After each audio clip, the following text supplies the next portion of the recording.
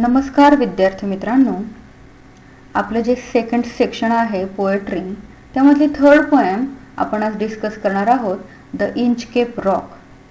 पोएमकडे जाण्याच्या पूर्वी आपण डिस्कस करणार आहोत त्यातील ice breakers activities.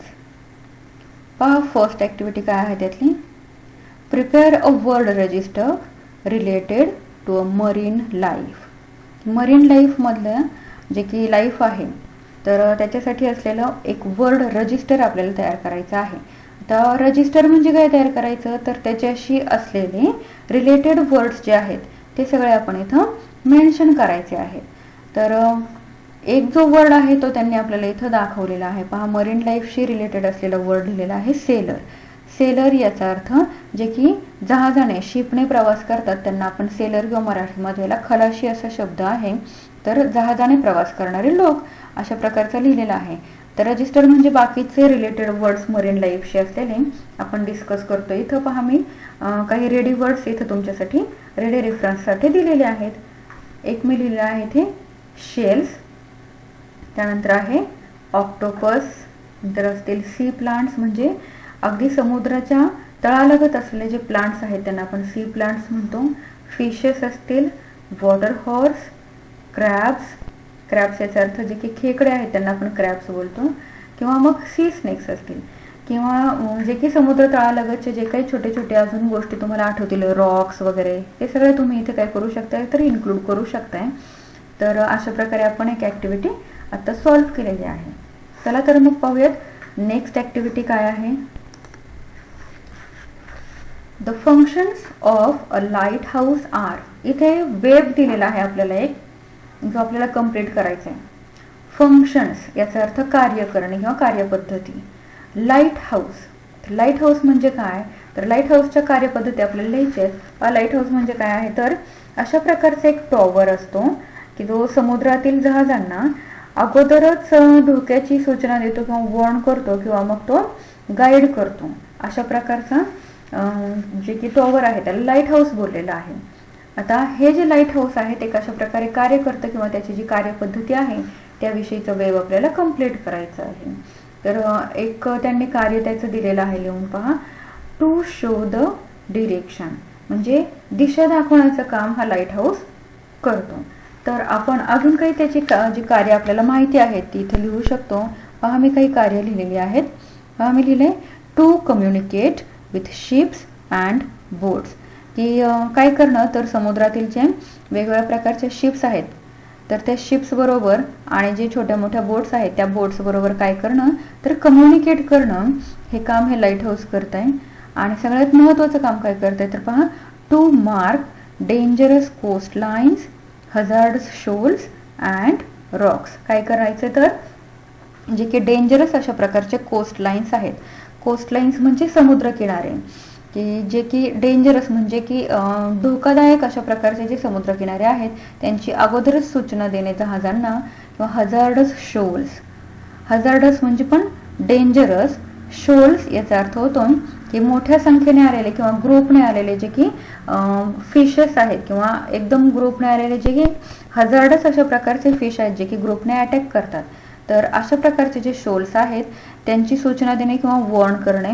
And Roxx, की रस्त्यात मध्येच एखादा उंचच्या उंच अशा प्रकारचा जर का रॉक असेल किंवा खडक असेल तर त्याचीही सूचना किंवा त्याची जी की धोक्याची सूचना म्हणूयात आपण थोडक्यात, तर हे सगळं देण्याचं काम कोण करतं, तर हे लाईट हाऊस त्या जहाजांना करतात, ज्यामुळे जहाज एकदम सुखरूपरित्या आपला प्रवास समुद्रामध्ये करू शकतात. पहा, पुढील ॲक्टिव्हिटी काय दिलेली आहे आपल्याला. Discuss in pairs the various famous Roxx in the world and mention the places where they are. काय करायचे तर व्हेरियस याचा अर्थ विविध प्रकारचे जे फेमस रॉक्स आहेत, जे वेगवेगळ्या प्रकारचे खडक किंवा खडकांचे प्रकार आहेत इन द वर्ल्ड, जगभरातले जे फेमस रॉक्स आहेत ते आपल्याला काय करायचे तर डिस्कस करायचे आहेत. And mention the places where they are, आणि ते कुठे आपल्याला सापडतात, पाहायला मिळतात, त्या प्लेसेसचे आपल्याला काय करायचे तर नावं लिहायची आहेत. एक चार्ट त्यांनी कंप्लीट केलेला आहे. पहा, फेमस रॉक, इथे रॉकचं नाव लिहायचं आणि प्लेस. एक दाखवलेला आहे करून. तर बॅलन्सिंग रॉक एक अशा प्रकारचा फेमस रॉकचा प्रकार आहे किंवा नाव आहे दिलेलं, जे आपल्याला कुठे सापडू शकतं तर महाबलीपुरम, जे की इंडियामध्ये आहे. तर अशा प्रकारचे काही रॉक मी इथे लिहिले आहे पहा. लिहिले इथं हँगिंग रॉक आहे, जे आपल्याला ऑस्ट्रेलियामध्ये पाहायला मिळतात. वेव्ह रॉक आहे, जे USA मध्ये किंवा ऑस्ट्रेलियामध्ये देखील पाहायला मिळतात. किंवा मग मी लिहिलेलं आहे पहा स्प्लिट ॲपल रॉक, जे की हे जे रॉक आहे की ॲपल शेप जो आहे तो कट केल्यानंतर ज्या प्रकारे दिसावा त्या प्रकारे दिसतो म्हणून स्प्लिट ॲपल नाव दिलेलं आहे त्याला, जे आपल्याला न्यूझीलंडमध्ये पाहायला मिळतात. असे वेगवेगळ्या प्रकारचे अजून खूप सारे रॉक्सचे प्रकार आहेत किंवा फेमस रॉक्स आहेत जे तुम्ही मेन्शन करू शकता आणि इथे इन्क्लूड करून लिहू शकता, ज्याचे की प्लेसेस देखील तुम्हाला सापडू शकतील. चला तर मग पाहूयात या पुढील ॲक्टिव्हिटी काय आहे ती. Narrate in the class a story about someone who destroyed or spoiled someone else's good work. क्लासमध्ये अशा प्रकारची एक स्टोरी नरेट करायची. नरेट म्हणजे वर्णन करणे, वर्णन करायचे आहे की कोणीतरी छान काम केलेलं आहे, गुड वर्क केलेलं आहे आणि ते जे गुड वर्क आहे, चांगलं काम आहे, हे जे चांगलं काम आहे ते काय केलंय तर कोणीतरी अशा प्रकारे डिस्ट्रॉय केले किंवा स्पॉइल्ड केले, उद्ध्वस्त करून टाकलेलं आहे. अशा प्रकारची स्टोरी आपल्याला इथं वर्णन करायची आहे. पहा मी एक स्टोरी इथे वर्णन करून सांगितलेली आहे, तुम्हाला सहजपणे लक्षात येईल. पहा, one night 3 thieves stole a lot of money from a rich man's house. They put the money in a bag and went to the forest. एके रात्री काय झालं तर 3 चोर होते ज्यांनी की खूप सारा पैसा एका रिच मॅन्सच्या घरून चोरलेला होता आणि ते सगळे पैसे त्यांनी एका बॅगमध्ये भरले आणि एका फॉरेस्टमध्ये ते लपण्यासाठी गेले. They felt hungry, so one of them went to a nearby village to find food. त्यांना खूप भूक लागली आणि म्हणून त्या तिघांपैकी एक जो थीफ होता, चोर होता, तर तो नियरबाय विलेज जे आहे तिथे काहीतरी अन्नाच्या शोधामध्ये गेला. The other remained in forest to take care of bag. बाकीचे दोघे जण तिथे फॉरेस्टमध्येच थांबले की ते जे बॅग आणि पैसे आहेत त्याचं संरक्षण म्हणून ते तिथे थांबले. The thief who went for food had an evil idea. जो की तिसरा चोर होता, जो फूड म्हणजे अन्न आणण्यासाठी गेलेला होता, त्याच्या डोक्यामध्ये एक प्रकारची एव्हिल आयडिया म्हणजे वाईट कल्पना आली. He bought food for his friends and mixed strong poison in it. त्याने त्याच्या मित्रांसाठी किंवा ते जे उरलेले 2 चोर होते त्यांच्यासाठी काय केलं तर जे फूड आहे ते विकत घेतलं, परंतु त्याच्यामध्ये काय केलं तर पॉयझन मिक्स केलं. He thought both will die and I will get all the money. त्याच्या डोक्यामध्ये अशा प्रकारचा विचार आला की हे दोघेही मरून जातील आणि जे काही चोरलेले पैसे असतील ते सगळ्याचे सगळे पैसे काय होतील तर मला एकट्याला मिळतील. Same time his 2 friends had an wicked idea to kill their friend and divide the money between 2 of them.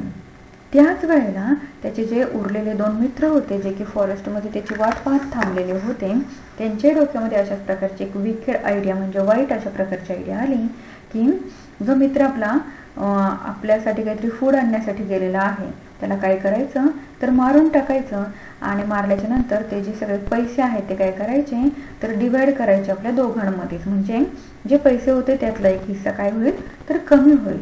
All the 3 had their cruel plans. जे 3 चोर होते त्या तिघांकडे त्यांच्या स्वतःचे काय होते तर अशा प्रकारचे क्रुएल प्लॅन्स म्हणजे वाईट प्लॅन तयार होते. The third thief came to forest with the poisoned food. The 2 men killed him. आणि हे सगळं चालू असताना तिसरा जो चोर होता तो मात्र त्या फॉरेस्टमध्ये आता जे की फूड आहे किंवा अन्नपदार्थ आहे ते घेऊन आलाय, परंतु ते अन्नपदार्थ कसा आहे पॉयझन्ड आहे, तो घेऊन तिथे आलाय आणि ह्या दोघांनी मिळून काय केलं त्याला मारून टाकलं. आणि मारून टाकल्याच्या नंतर then they both ate the poison food and died. त्या दोघांनी याने आणलेलं जे फूड होतं त्यात पॉयझन आहे हे त्यांना माहिती नसल्यामुळे ते खाल्लं आणि ते दोघे देखील काय झाले त्याच ठिकाणी मरून गेले. तर जे 3 चोर होते ते तिघेही तिथेच मरून गेले. पहा, every people met with an evil end. जे कोणी पीपल अशा प्रकारचे वाईट काम करतात त्यांचा एंड देखील कसा होतो तर वाईटच होतो. हे आपण या स्टोरीमधून शिकतोय. तर तुम्हाला ही स्टोरी छानशी कळालेली असावी. पहा आईस ब्रेकर्समध्ये लास्ट ॲक्टिव्हिटी काय आहे ती discuss in pairs and groups the following expressions. Take the help of your teacher. की इथे एक्सप्रेशन दिलेले आहेत खाली आणि ते आपल्याला काय करायचे इथं तर डिस्कस करायचे आहेत की टीचरची हेल्प घ्यायला सांगितलेली आहे तुम्हाला तुमच्या. तर जे पहिले एक्सप्रेशन आहे त्याविषयी आपण डिस्कस करूयात. पहा as you sow shall you reap. की जे की पेराल तेच उगवतं असा या प्रोव्हर्ब किंवा म्हणीचा अर्थ आहे. पहा things will happen to you good or bad according to your behaviour. ज्या प्रकारचं तुमचं बिहेवियर म्हणजे वागणूक असते त्याच प्रकारच्या गुड किंवा बॅड चांगले किंवा वाईट गोष्टी तुमच्याविषयी किंवा तुमच्याबाबत घडत राहतात असा या म्हणीचा अर्थ आहे. पुढचे एक्सप्रेशन किंवा पुढचे प्रोव्हर्ब घेऊयात आपण. Crime gets its own punishment. जे की क्राईम करणारे लोक आहेत म्हणजे मोठे गुन्हा म्हणूयात थोडक्यात की जे गुन्हा करणारे लोक आहेत त्याला आपोआपच काय होतं तर पनिशमेंट मिळतं. पहा त्याचं मिनिंग मी लिहिलेलं आहे इथं. Crime means wrong doing. काय तर वाईट काहीतरी करणं किंवा चुकीच्या गोष्टी करणं. If we do wrong things we will be automatically punished. जर का आपण अशा प्रकारच्या रॉंग थिंग्स केल्या चुकीच्या गोष्टी करत राहिलो तर काय होतं आपसुकच आपल्याला पनिशमेंट मिळते. पहा नंतरचं एक्सप्रेशन काय दिलेलं आहे. What goes around comes around. पहा त्याचं meaning.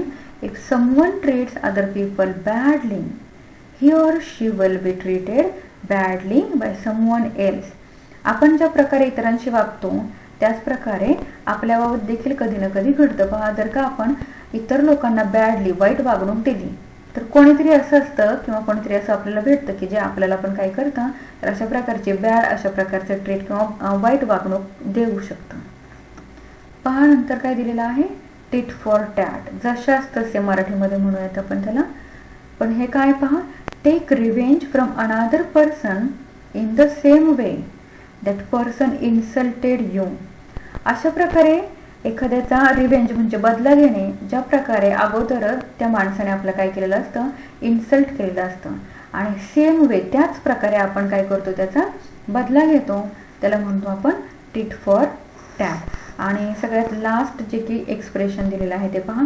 Evil digs a pit for others but falls into the same. आता ही तर तुम्हाला सगळ्यांना माहिती असेलच की इतरांसाठी खणलेला जो खड्डा आहे पिट म्हणजे खड्डा त्या खड्ड्यामध्ये काय करायचं तर स्वतःच आपण कधी ना कधी पडतो.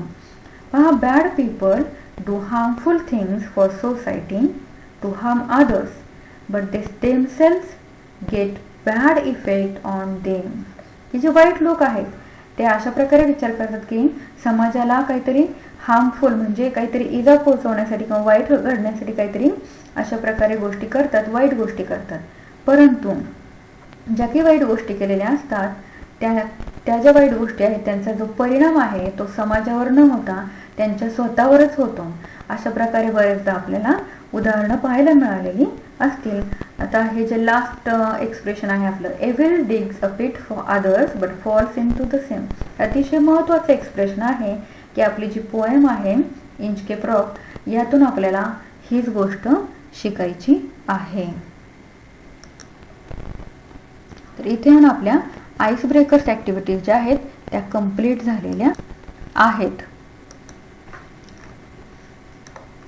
मित्रांनो व्हिडिओ जर आवडला असेल तर लाईक शेअर कमेंट आणि सबस्क्राईब करायला विसरू नका.